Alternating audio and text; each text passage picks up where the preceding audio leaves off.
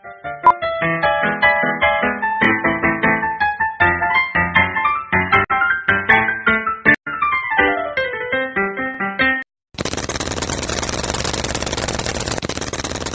name is Damian Hart, and I love tattoos.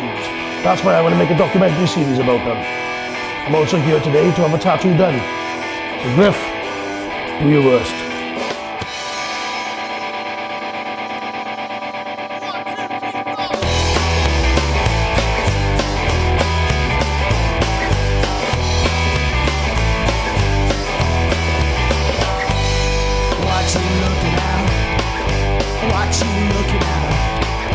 I'm going to have a fantasy sequence on my lower arm.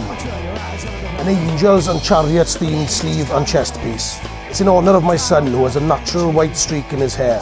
We tell him he was kissed by an angel when he was born. We'll come back to this later. I'm not the only one who loves tattoos. There are 4 parlours in my hometown of Llanelli in West Wales alone. Traditionally in the UK, it was the working man or people in the military who had tattoos. Not now. Tattooing has come out of the fringes in the last 20 years and moved into the mainstream of youth culture. And things are evolving again. It's not just the youth culture anymore. It's lawyers, city traders, sportsmen, actors. More people than ever are getting into tattoos. So why do we do it? Is it the need for personal identity? Is it the celebrity effect? Is it a need to identify ourselves with others? Or simply an appreciation of the oldest and greatest art forms?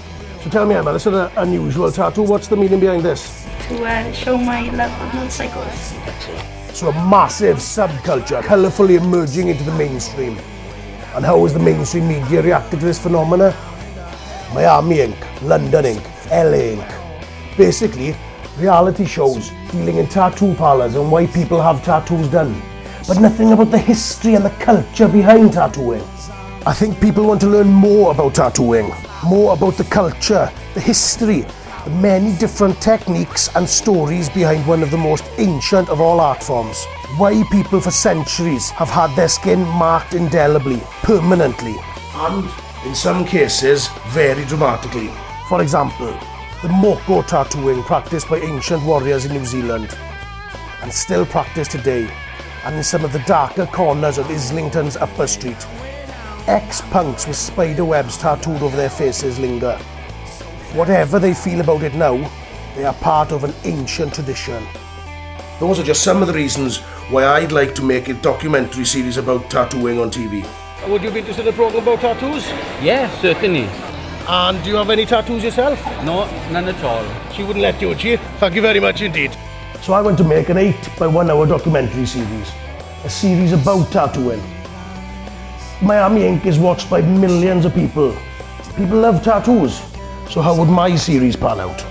First up, I'm going to Japan has one of the most ancient tattooing cultures in the world. The culture of discipline and dedication, typified by the samurai warrior. The art of tattooing is treated with the same respect. Like the samurai, the master takes on apprentices who observe him working in near silence until such time when they are ready to set up on their own. Then they take on the master's name and the tradition is preserved. New Zealand, probably the most copied style in the world today. It's only comparatively recently that the majority of Westerners have been able to perceive ethnographic tattooing, that is, tattooing in other cultures, as anything other than pagan, primitive, anything other than disfiguring attempts to deface God's handiwork. But we are at last coming to appreciate the beauty behind the design. And more people are attempting to recreate this on their own bodies.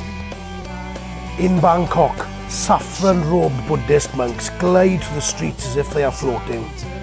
Their shoulders are tattooed with elaborate protective amulets and sacred script. Now tattoos infiltrate the entire culture of Thailand. And today's Thais are more interested in the swoosh of Nike and the Pepsi logo than traditional simple. Everyone wants to embrace Western culture, but at what cost to tradition? Centuries ago, tattooing separated tribe from tribe, chief from commoner. Now tattoos are used as badges of honour, yet still a way of marking you as a member of a tribe or gang. Amongst gangs and prisoners, tattoos are the most important sign of status. It's a dark, dark world. So let's learn more about it. There was no writing in Polynesian society, so tattooing was used to express identity. The more wealth, strength and power, the more tattoos. Once a boy was 12, he was tattooed to show the passage from childhood to adulthood. But not just the boys. Girls were not allowed to cook or embalm until they had had their hands tattooed at the age of 12. In 1797, missionaries banned it. But since the 1980s, Polynesians are again finding their identity through tattooing. The ultimate modern wild man, the rebel roaring down the road, adorned in leather jacket and tattoos.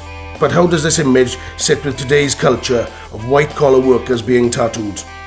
Do bikers still stand alone? Or is it the universal acceptance of tattooing bringing them more into society? The very thing they seem to be against. I'm going to meet these people. I'm going to ride with them. The Indian brave, feather-headed and sad-faced, or horseback, spear in hand, ready for battle with the evading white man.